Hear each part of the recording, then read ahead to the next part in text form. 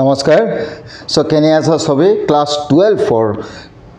ইকোনমিক্সৰ এটা ক্লাস লবলৈ গৈ আছো আজি কিছুদিন গ্যাপ হৈছে আমাৰ এটা বিজি শিডিউল আছিল যাৰ কাৰণে মই ক্লাস লব পৰা নাই সো তোমালোকৰ 12 ফৰ যেহেতু এক্সাম পাইছে হে ওচৰত হয় নে নহয় সো ক্লাস 12 ফৰ ম্যাক্ৰো ইকোনমিক্সৰ কিছুমান বেসিক কনসেপ্ট লৈ পেলাই আমি ডিসকাশন কৰিম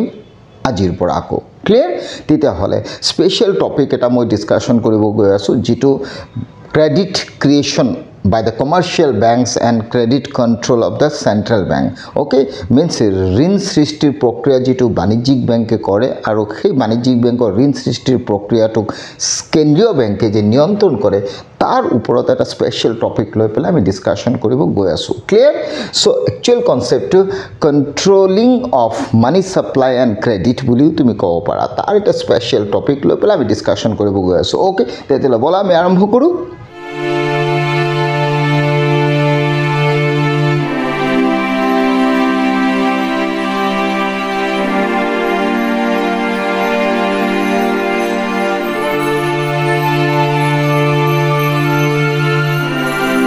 তোমালোকে জানা যে ক্রেডিট ক্রিয়েট করে মিন্স ঋণ মুদ্রার সৃষ্টি বাণিজ্যিক ব্যাংকে করে হয় না নহয় আর ঋণ মুদ্রার সৃষ্টিটো যিমানে বাণিজ্যিক ব্যাংকে করে সিমানে অর্থনীতিত মিন্স ইকোনমিত মানির সাপ্লাই বাড়ে আর due to that increment of money supply economic inflation হয় বাট ইকোনমির ইনস্টেবিলিটি আরাইজ হয় সো ইকোনমিটোক স্টেবিলাইজ কৰিবৰ কাৰণে সেন্ট্ৰাল ব্যাংকে কি কৰে সেই ক্রেডিট ক্রিয়েশন প্রসেসটো কন্ট্রোল করে কোনে সেন্ট্রাল ব্যাংকে এক্সাম্পল যদি সোয়া আমার India's central bank RBI means Reserve Bank of India hetu control kore clear means each and every central bank or hetu daitto clear means ঘৰৰ প্ৰতিজন মেম্বাৰ কন্ট্ৰোল কৰাটো যেনেকা গাৰ্ডিয়ানৰ দায়িত্ব ঠিক তেনেকা গুটেই বাণিজ্যিক ব্যাংক বিলাকক কন্ট্ৰোল কৰাৰ দায়িত্ব হৈছে সেন্ট্ৰাল ব্যাংকৰ ক্লিয়াৰ সো সেন্ট্ৰাল ব্যাংকে কমাৰ্শিয়াল ব্যাংকৰ ক্ৰেডিট ক্ৰিয়েশন প্ৰসেসটো যদি ইফাল হৈ যায় হেতু কন্ট্ৰোল কৰে ক্লিয়াৰ আৰু কন্ট্ৰোল কৰিবৰ কাৰণে কোয়ান্টিটেটিভ যেটো মেথড আছে কোয়ান্টিটেটিভ মেথডৰ আন্ডাৰত এটা ইনস্ট্ৰুমেন্ট ইউজ কৰে কোনে সেন্ট্ৰাল ব্যাংকে ক্লিয়াৰ হেতু হৈছে ব্যাংক ৰেট ক্লিয়াৰ কি ৰেট ব্যাংক ৰেট ওকে তো ব্যাংক ৰেট কনসেপ্ট আমি নামটো শুনি থাকো ক্লিয়াৰ তাৰ লগত আৰু এটা কনসেপ্ট আছে ব্যাংক ৰেটৰ লগত ৰেপো ৰেট আৰু এটা বস্তু আমি ডিসকাশন কৰিম reverse repo rate clear so bank rate is one of the instrument to controlling credit of the commercial banks clear The now question is bank rate simple ki bank rate ekku bostu nohoy bank rate hoise interest rate clear means commercial bank e ami jenoka tokar proyojon hole commercial bankor pora toka ami dhar lou loan lou ঠিক তেনেকা commercial bankor jodi tokar proyojon hoy shortage of money hoy teuluke goi pelai teulukor ji godfather আছে বুলি কব পাৰা central bank তেৰ পৰা টকা ধাৰ লয় আৰু সেই টকা ধাৰ লব যাওতে সেন্ট্ৰাল ব্যাংকে কমাৰ্শিয়াল ব্যাংকক যেটো ইন্টাৰেস্ট বহায় ইম্পোজ কৰে দ্যাট মিন্স হেতু ব্যাংক ৰেট হয় So bank rate is nothing but one type of rate of interest exactly repo rate is one type of rate of interest তেতিয়ালে basic difference between repo rate আৰু bank rate ৰ মাজত কিনো সেই বস্তুটো লৈ পেলাই আমি ডিসকাশনটো কৰিব গৈ আছো ক্লিয়াৰ বহুত লস হলে কনসেপ্ট না জানে ক্লিয়ারলি না জানে রেপো রেট আর ব্যাংক রেট তো কি বস্তু ক্লিয়ার সেইখানে সোয়া মই লিখিত হইছো ইয়াত কি ডিফারেন্সেস কার রেপো রেট আর bank rate okay so repo rate and bank rate So repo rate means what? Repo rate hoise short term needs means concept to hoise commercial bank bilakor jodi kono short term or karone কম সময়ের কারণে টকাৰ প্ৰয়োজন হয় তেতিয়া হলে সেই commercial বা বাণিজ্যিক ব্যাংক সমূহ সেন্ট্ৰাল ব্যাংকৰ পৰা খুব কম দিনৰ বাবে 1 ডে টু ম্যাক্সিমাম 14 ডেজ হ'ব পাৰে clear so 1 day to 14 day লৈকে যদি তাৰ ভিতৰ টকাৰ প্ৰয়োজন হয় তেতিয়া 1 ডে মিন্স ডে 1 ৰ পৰা 14 ডেজৰ ভিতৰ টকাটো লৈ পেলাই আকৌ ৰিফান্ড কৰিব লাগিব তেনেকা যদি টকা লয় কন্ডিশনালি 14 ডেজৰ ভিতৰত তেতিয়া হলে তেনে টকাটোৰ এগেইনষ্ট যিখিনি বড়ো কৰিব সেই 14 দিনৰ ভিতৰত টকাখিনি উভতাই দিব আৰু তাৰ কাৰণে যেটো ইন্টাৰেস্ট ৰেট দিব লগা হয় কমাৰ্শিয়াল ব্যাংকে কাক সেন্ট্ৰাল ব্যাংকক হেতু কোৱা হয় repo rate clear so simply ক'ব পাৰা repo rate is one kind of কি rate of interest which paid by commercial banks to central bank clear কিন্তু এটো শৰ্ট নিডৰ কাৰণে ক্লিয়াৰ শৰ্ট টাৰ্ম নিডৰ কাৰণে সেইকাৰণে মই শৰ্ট টাৰ্ম নিডস বুলি লিখিছো ম্যাক্সিমাম 14 ডেজ ক্লিয়াৰ ম্যাক্সিমাম কিমান ডেজ 14 ডেজ হ'ব পাৰে ক্লিয়াৰ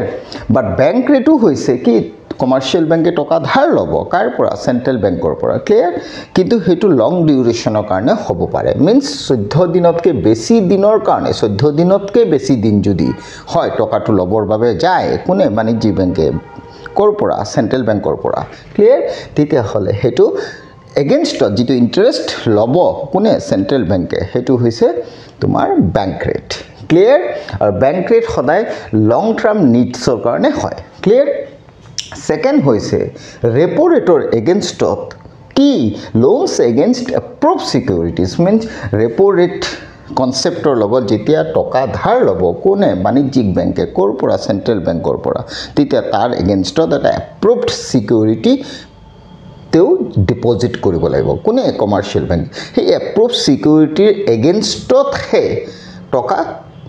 ধাৰ কৰিব পাৰিব মিন্স চেণ্ট্ৰেল বেংকে লেন্ডিং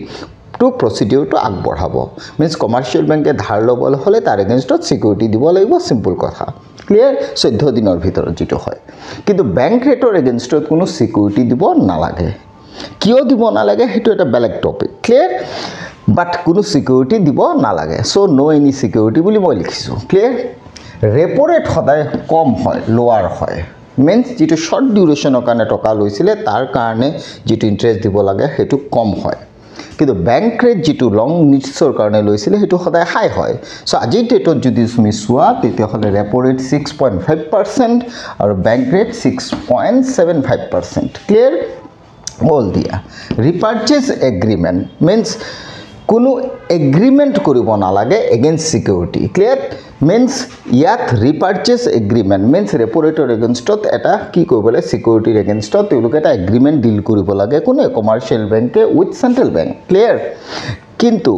বেংক ৰেটৰ এগেইনষ্টত নো ৰিপাৰ্চেজ এগ্ৰিমেন্ট মিন্স কোনো এগ্ৰিমেন্ট কৰাৰ প্ৰয়োজন নহয় ক্লিয়াৰ তেতিয়াহলে ওভাৰঅল কনসেপ্টৰ পৰা আমি এটোই গম পালো কি repo rate and bank rate দুইটা হৈছে one kind of interest rate which paid by commercial bank to central bank but difference to হৈছে bank rate হৈছে তেনে ধৰণৰ borrowing amount যেটো against duration to বেছি হ'ব 14 দিনতকৈ বেছি ক্লিয়াৰ আৰু যদি 1 ডে 2 ডে 3 ডে ম্যাক্সিমাম 14 ডেজৰ কাৰণে টকা ধাৰ লয় কোনে কমাৰ্চিয়েল বেংকে তাৰ এগেইনষ্টত যেটো ইন্টাৰেষ্ট দিব হেতু হৈছে ৰেপো ৰেট সো এখানে ৰেপো ৰেট হৈছে শৰ্ট টাৰ্ম নিড বুলি কৈছো বাট বেংক ৰেট হৈছে 14 দিনতকৈ বেছি দিন যদি হয় টাৰ্মটো ডিউৰেশ্যনটো টকা ধাৰ লোৱাৰ ডিউৰেশ্যনটো যদি 14 দিনতকৈ বেছি হয় তাৰ এগেইনষ্টত যেটো ইন্টাৰেষ্ট দিব হেতু হ'ব তোমাৰ বেংক ৰেট ক্লিয়াৰ সেইকাৰণে লং টাৰ্ম নিডছ বুলি লিখিছো ক্লিয়াৰ বাট ওভাৰঅল কোৱেশ্চন হৈছে হে বেংক ৰেট ৰেপো ৰেট দুইটাই কিন্তু ফ্লাকচুৱেট হ'ব পাৰে আৰু হেতু ডিসাইড কৰে কোনে চেণ্ট্ৰেল বেংকে ক্লিয়াৰ ইন জেনাৰেল যদি সোৱা ইকোনমিত মানি সাপ্লাই বাঢ়ি গৈছে through credit creation process of the commercial bank then definitely central বেংকে বেংক ৰেট আৰু ৰেপো ৰেট বঢ়াই দিব যাতে ইকোনমিৰ মানিটো সাপ্লাইটো কি হয় কমে ক্লিয়াৰ আৰু যদি ইকোনমিত মানি সাপ্লাইটো কমি আছে মানিৰ সাৰ্কুলেশনটো অলৰেডি কম হৈ আছে মানিৰ প্ৰয়োজন আছে সাৰ্কুলেশন হোৱাৰ তেতিয়া হলে ডেফিনেটলি বেংক ৰেট আৰু ৰেপো ৰেটটো কমাই দিব কোনে চেণ্ট্ৰেল বেংকে যাতে থ্ৰু কমাৰ্চিয়েল বেংক ইকোনমিত মানি সাপ্লাইটো বাঢ়ি যায় ক্লিয়াৰ গুড আকৌ এটা বস্তু লিখিছো ৰিভাৰ্স ৰেপো ৰেট ক্লিয়াৰ